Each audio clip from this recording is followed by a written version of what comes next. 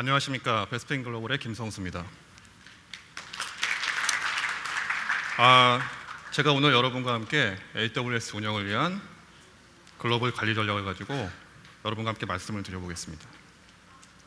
자, 먼저 차례를 좀 말씀드리겠습니다. 간단한 소개를 좀 드리고요.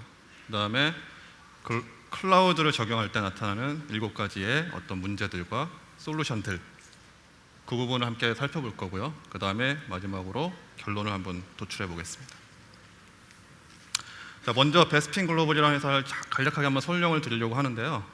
베스핀 글로벌은 딱 한마디로 말씀드리면 클라우드를 사용하고자 하는 분들에게 도움을 드리는 것입니다. 그래서 이를 위해서 클라우드를 아주 잘 이해하고 있는 운영자, 개발자들이 모여서 모인 서비스 기업입니다.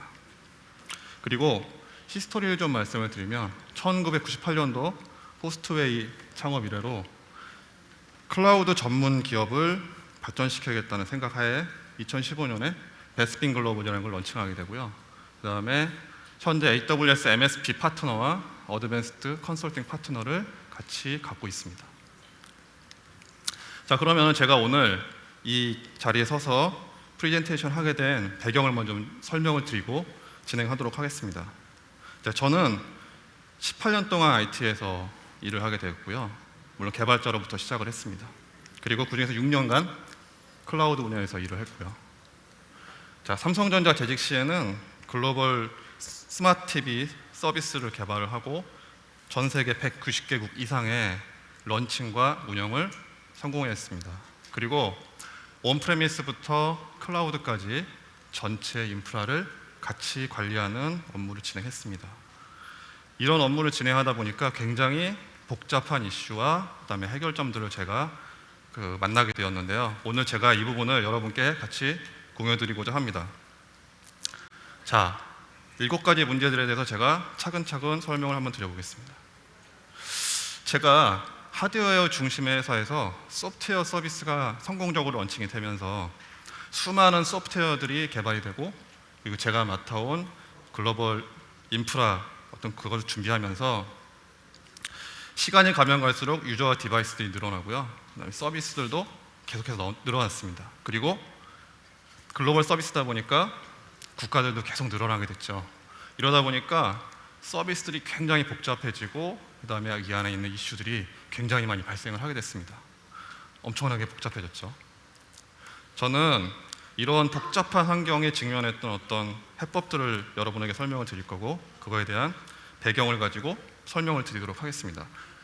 아마도 이 앉아 계신 분들 중에는 저와 비슷한 어떤 고민을 갖고 계신 분들도 있을 거라고 저는 생각을 합니다. 자, 그러면은 이렇게 굉장히 복잡하고도 이슈도 많은 그런 인프라들을 관리해야 되는데 굳이 왜 클라우드를 선택해서 적용을 했을까요? 저는 그거에 대해서 한번 말씀을 드려보겠습니다. 자, 여기에 있는 8가지의 주제로 말씀을 드릴 건데요. 제가 클라우드를 선택할 때 이러한 8가지의 주제를 가지고 선택을 하게 됐습니다. 처음에 선택한 이유는 타임 투 마켓인데요. 요즘에 급변하는 세대의 기업들은 서비스들도 많이 나오고, 그리고 유저들에게 바로바로 신속하게 서비스를 제공하지 않으면 비즈니스 기회를 많이 잃습니다. 근데 이걸 가능하게 한 것이 바로 클라우드였습니다. 그래서 선택을 하게 됐고요. 두 번째로는 오토스케일링입니다. 제가 여러분 올해 브라질에서 올림픽이 열리는 거 아시죠? 그리고 이와 비슷한 세계인의 축제인 월드컵도 있습니다. 그리고 국가별 이벤트로 보자면은 슈퍼볼 같은 게 있을 수 있죠. 그런데 이러한 이벤트의 공통점들이 다 있습니다. 이벤트 기간 중에 기존 대비 트래픽이 몇 배씩 증가하는 거죠. 그러면은 인프라 관리자들은 이것을 관리하기 위해서 굉장히 많은 생각을 하게 됩니다. 자, 짧은 이벤트 기간인데 과연 이것을 좀 다이나믹하게 운영할 수 있는 방법이 없을까? 그렇게 찾다 보니 클라우드의 오토스케일링이 저희에겐 딱 적격이었습니다. 그리고 코스트 옵티마이제이션인데요. 클라우드에 들어오면서 기존의 인프라를 가격을 계약하고 그 다음에 기간을 유지하는 시간과 달리 평상시에도 인프라의 어떤 운영 상태를 보고 재배치를 하고 그 다음에 재조정을 할 수 있어서 코스트 옵티마이제이션에 도움이 됐고요. 여기에는 클라우드에 있는 Pay-as-you-go 이 정책에 따라서 쓴 만큼만 내는 이것에 따라서 코스트 옵티마이제이션이 가능하게 됐습니다. 그리고 글로벌 서비스를 하다 보면은 저희가 글로벌 네트워크를 생각을 안 할 수가 없는데요. 기존의 글로벌 네트워크를 검토하고 검증하고 퍼포먼스를 적용해서 다시 발굴하자면 엄청나게 많은 시간이 걸리는데 클라우드에서는 바로 이것을 수분 안에 적용할 수 있는 방법들이 있어서 손쉽게 적용할 수 있었습니다. 그리고 기존의 온프레미스에서는 이 하드웨어 오퍼레이션 그리고 하드웨어 오퍼레이션을 하기 위한 사람들 이런 것들이 들어오게 되는데요. 클라우드에서는 이게 없죠. 그리고 소프트웨어에 대한 유지 보수 비용과 소프트웨어 라이센스 비용 이 부분에 대한 코스트도 낮아집니다. 그래서 저는 클라우드를 선택하게 되었고요. 그리고 클라우드 서비스 안에 보면은 이렇게 IaaS, SaaS, 그다음에 PaaS가 있는데요. 이게 중요한 게 아니고 이 안에 수많은 피처들이 있습니다. 심지어 제가 놀란 것들은 최근에 가장 핫하게 트렌드가 되어 있는 그런 것들의 기술을 검증하고 퍼포먼스를 향상해서 서비스를 내놓는 것들이죠. 이런 것들을 이용하게 되면은 기업에서는 전체적인 개발 기간을 단축을 할 수 있고 그거에 따라서 코스트도 낮출 수 있고 그다음에 그것을 통해서 새로운 비즈니스를 또 발굴할 수 있습니다. 어질리티죠. 그리고 파일럿 테스트인데요. 기존의 파일럿 테스트는 기존 방식으로 인하면 굉장히 되게 많은 절차와 그다음에 어떤 이해관계가 얽혀 있었는데 클라우드에서는 이 부분을 되게 자유롭게 해줬습니다. 그래서 창조적인 어떤 서비스, 그다음에 새로운 서비스들이 많이 나오게 됐죠. 그리고 최근에 글로벌 서비스들은 부하가 굉장히 많이 몰리는데요. 이러한 부하를 최대한 분산해 주는 것이 가격 구조면에서도 상당히 좋습니다. 그래서 CDN 서비스를 도입하게 되고요. 스트리밍과 같은 서비스에서도 CDN은 필수입니다. 그런데 이런 CDN 자체도 글로벌 커버리지를 담당하는 CDN을 찾고 검증하고 하기에는 많은 시간이 걸리고요. 그리고 같은 인프라덱에 사용하기에는 이슈가 좀 있습니다. 그런데 이 부분에 대해서도 클라우드에서는 아주 명쾌하게 해결을 해주었습니다. 저는 이런 8개의 주제를 가지고 클라우드를 선택해서 적용을 하였고요. 글로벌 서비스에서 굉장히 큰 성공을 거두었습니다. 기존 온프레미스에서 사용했던 인프라 비용 대비 굉장히 많은 절감을 볼 수 있었고요. 자, 그런데요. 클라우드만으로 저희가 서비스하기에는 아무래도 한계가 있고요. 기업 내부에서 또 자체적으로 사용하는 서비스들도 있죠. 그렇기 때문에 결국에는 이런 형태의 하이브리드 인프라를 선택하게 되었고요. 그 안에서 서비스를 개발하고 운영하게 되었습니다. 자, 글로벌 서비스 인프라를 적용하는 서비스 성장 단계를 한번 좀 살펴보겠습니다. 제가 그간의 경험을 통해서 3단계로 좀 분류를 해서 설명을 드리고자 하겠습니다. 보통의 클라우드 인프라를 적용하게 되면은 초기에 굉장히 적은 수의 인스턴스와 파일럿 테스트, 소규모의 서비스로 보통 시작을 하죠. 그리고 또 한 가지 패턴은 DR이나 백업 등으로 검증을 좀 시작을 하고 이게 과연 성능이 괜찮은지 안정성이 있는지를 확인하게 됩니다. 그리고 이러한 패턴을 넘어서서 이제 어느 정도 확신을 갖게 되면 성장기로 넘어가게 됩니다. 자, 성장기에는 수많은 서비스들이 개발되고 업데이트되고 소멸되는 것이 굉장히 동시다발적으로 이루어지는데요. 이때는 모든 분야가 팽창하고 또 전진하는 그런 시대입니다. 그러다 보니 가장 나타나기 쉬운 이슈가 하나 있는데요. 전체적으로 서비스가 많아지다 보니까 리소스가 분산이 됩니다. 그렇게 되다 보면은 여러분들이 개발한 서비스가 전체적으로 하향평준화가 되고 퀄리티가 낮아지는 이슈가 발생할 가능성이 굉장히 높죠. 그리고 클라우드 환경에서는 운영하는 방식이 약간 좀 다르기 때문에 이 부분 때문에 또 부서별로 운영 피로도가 굉장히 증가하게 됩니다. 그리고 또한 이것 때문에 비전문적인 모니터링을 하기 때문에 또 장애도 또 증가하게 되죠.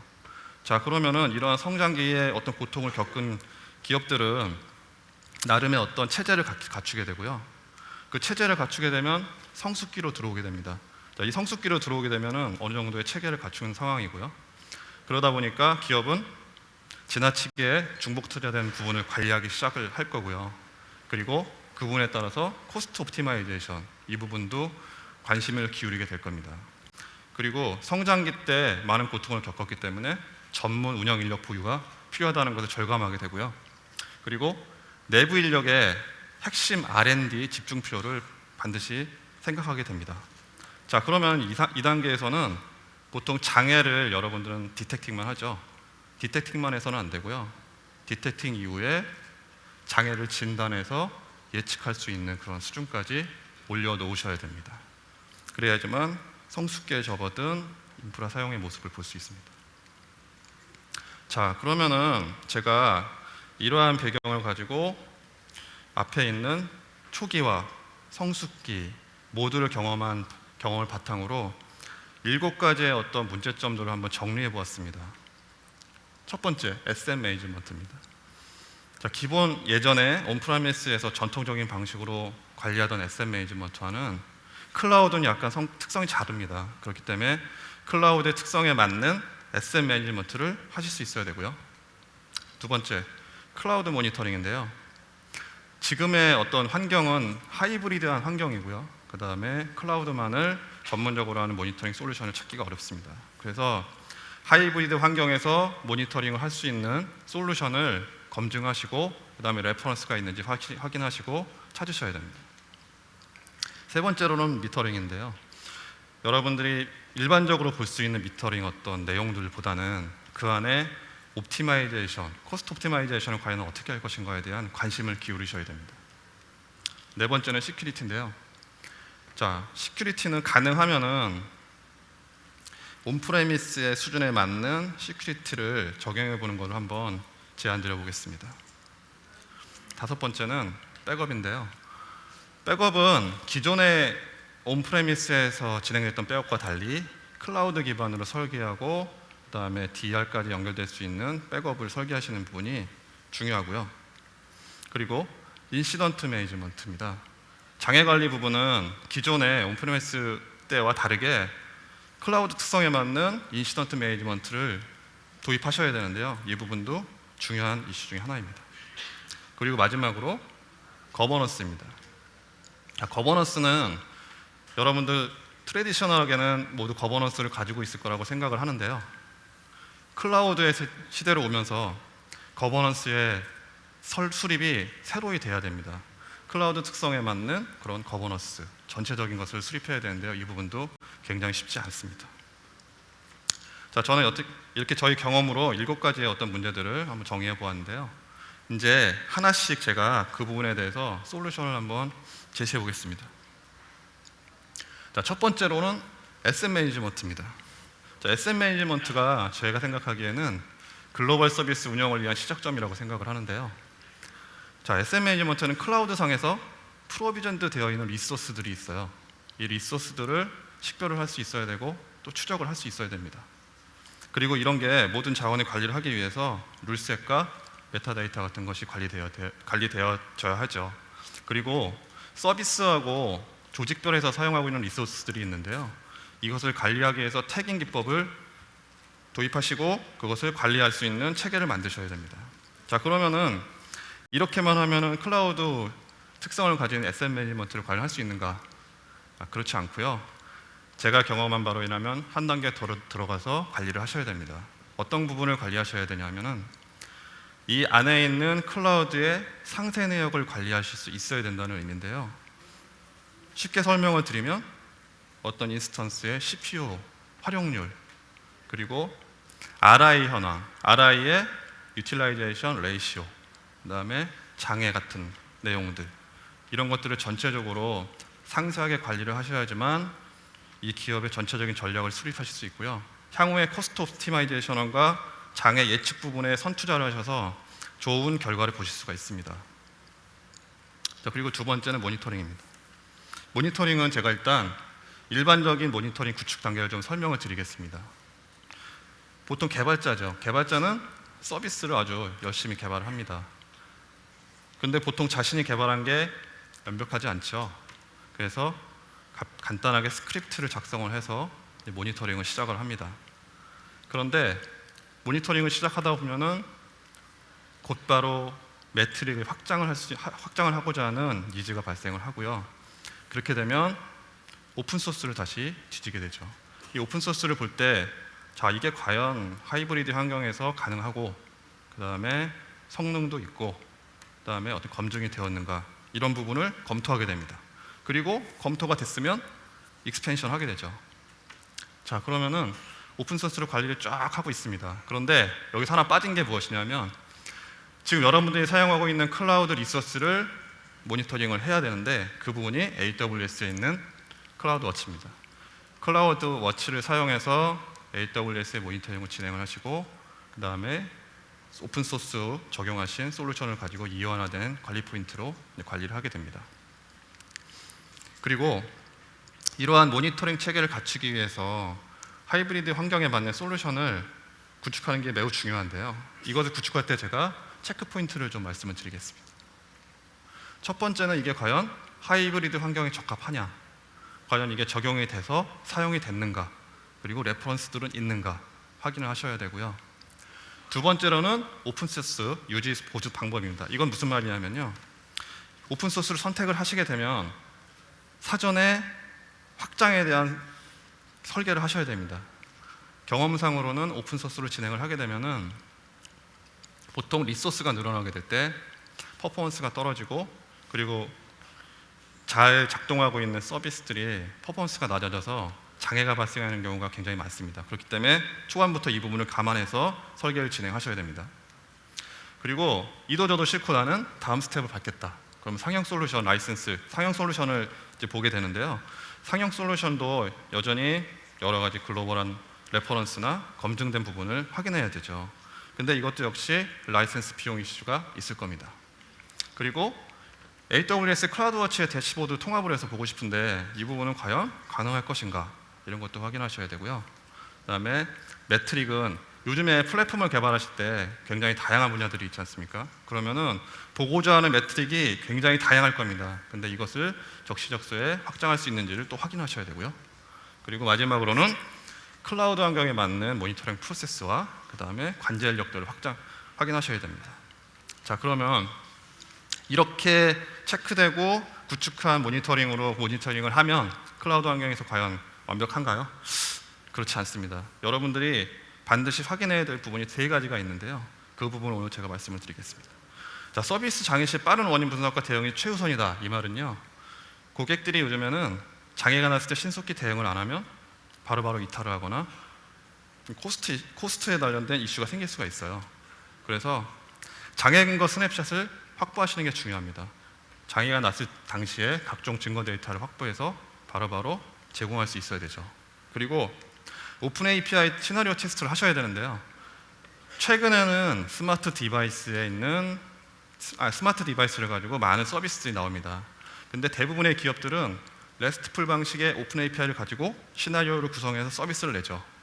그러면 이 시나리오에서 장애가 발생하면 바로 장애가 발생하는 거기 때문에 이것을 가지고 시나리오를 묶어서 테스트를 하는 게 매우 중요합니다. 근데 이 부분은 되게 민감하기 때문에 시스템을 설계하실 때 좀 민감하게 잘 설계하셔야 될 거고요. 그 다음에 마지막으로 장애 분석 솔루션인데요. 이것은 여러분 요즘이 다 빅데이터 시대잖아요. 모니터링 솔루션에서 떨어지는 로그들도 모두 빅데이터입니다. 그 빅데이터를 기간 베이스로 쌓고 장애 나는 패턴을 분석하고 그 다음에 리소스 사용료를 확인하면, 그리고 그것을 분석 솔루션에 돌리게 되면 바로 패턴을 볼 수 있고요. 장애 트렌드, 그 다음에 향후에 얼마의 기간 동안 어떤 장애가 날 수 있을지 예측을 하실 수 있습니다. 이 세 가지를 다 가지게 되시면 클라우드 환경에서 모니터링은 완벽하게 구성했다고 저는 생각할 수 있을 것 같습니다. 자, 그리고 마지막으로는 모니터링에서 마지막으로는 제가 여태까지 말씀드린 것을 한번 도식화해 보려고 하는데요. 그림이 굉장히 쉽습니다. 이걸 설명드리려고 하는 건 아니고요. 제가 중요하게 생각하는 건 이 안에 있는 솔루션과 조직, 그 다음에 운영 솔루션들이 유기적으로 잘 돌아가야 된다는 얘기를 드리는 거고, 그것이 휴먼 에러가 적게 들어가게 자동화를 시켜야 된다는 겁니다. 다음 미터링입니다. 미터링은 기본적으로 여러분들이 AWS 클라우드에 사용되는 비용들에 대한 대시보드를 종합적으로 보시고 싶은 욕구가 있을 것이고요. 그리고 상세 내역인 청구서들, 이런 것들을 보시고 싶어 하실 거고, 그 그 다음에 모든 기업들의 조직에 예산에 대한 어떤 리밋이 있는데 이것을 관리하기 위한 경고 기능, 그리고 할인 현황이 어떻게 되어 있는지 이런 것들을 보고 싶으실 거고요. 그다음에 결제 내역, 히스토리를 보고 싶으실 겁니다. 근데 이런 것들은 클라우드를 사용하고 계신 분들은 이미 아실 거고, 그다음에 앞으로 사용하시는 분들 다 보시게 되는 내용일 거예요. 근데 여기 오신 분들 궁금하신 거는 코스트 옵티마이제이션이 되게 중요하시잖아요. 클라우드에서 코스트 옵티마이제이션을 어떻게 하면 잘할지 제가 한번 핵심을 추려서 말씀을 드리겠습니다. 이것을 들으시고 기업에 가셔서 일부분을 적용하셔도 효과를 보실 수 있을 거라고 제가 말씀드릴 수 있을 것 같습니다. 자, 첫 번째 리저브드 인스턴스인데요. 보통 코스트 옵티마이제이션을 생각하면 리저브드 인스턴스를 생각하시죠.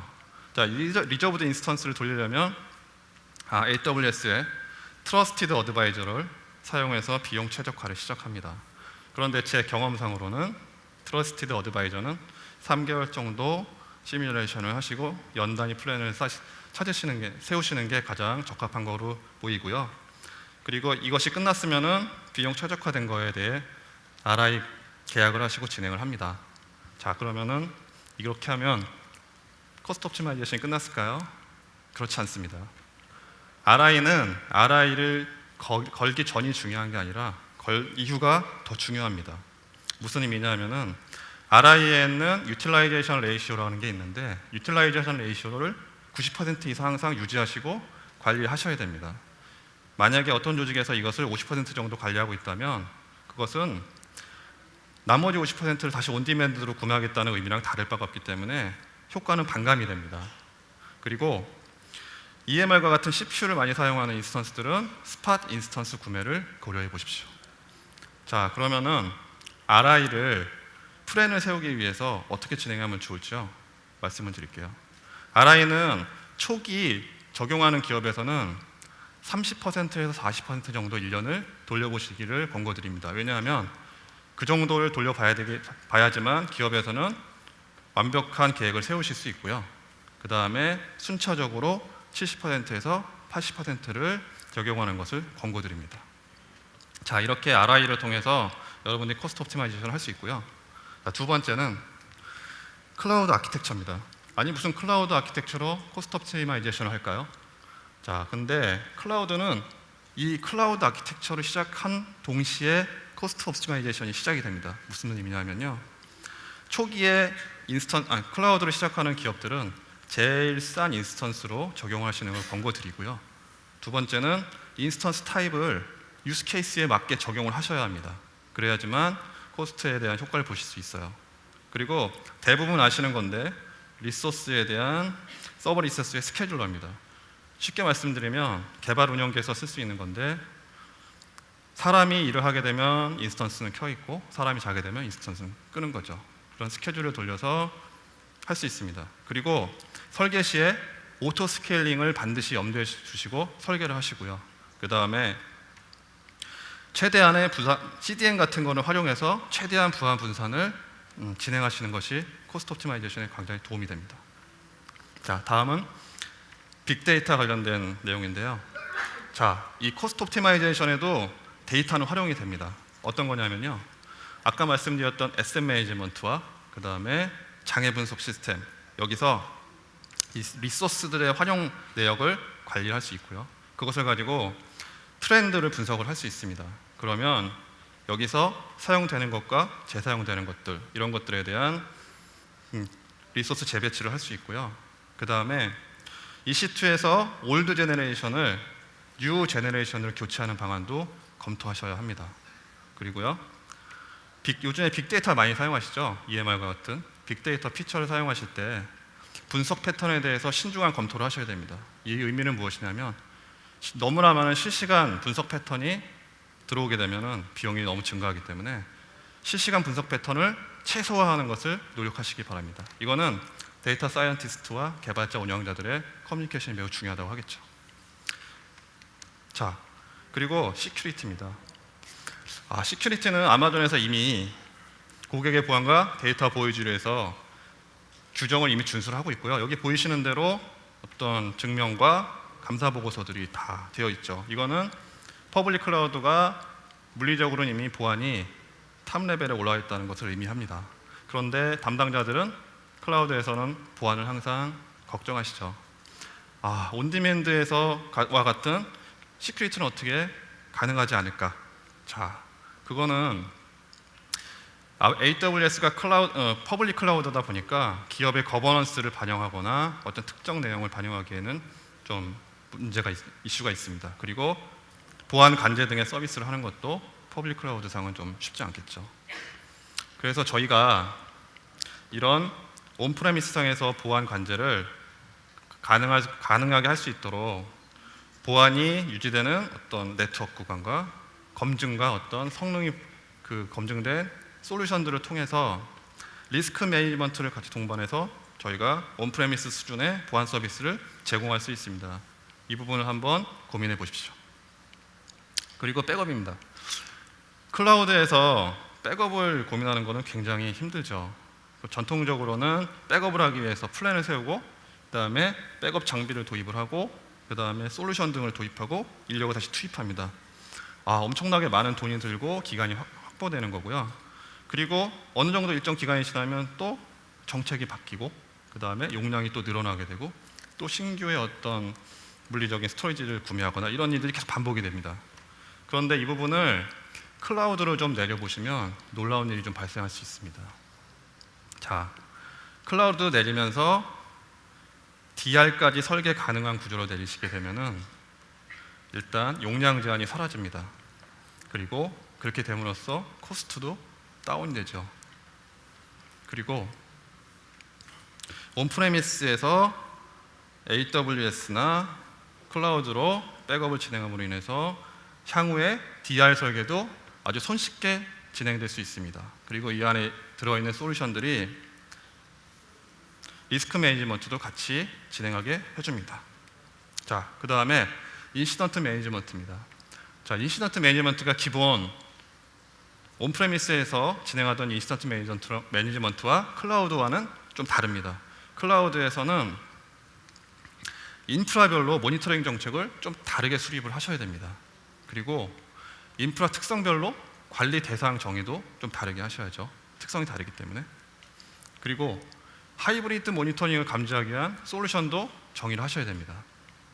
그리고 클라우드에 들어오면은 기존의 온프레미스는 알람과 장애를 알람 장애에 의한 프로세스가 IDC로 넘기거나 어떤 이런 인프라 관리자들에게 넘어가는데 클라우드에서는 이 부분이 좀 약간 다르게 됩니다. 담당자들도 받고 그다음에 클라우드를 사용하게 되면서 여러 가지 많은 변화가 있게 되기 때문에 이러한 프로세스 수립도 새롭게 하셔야 됩니다.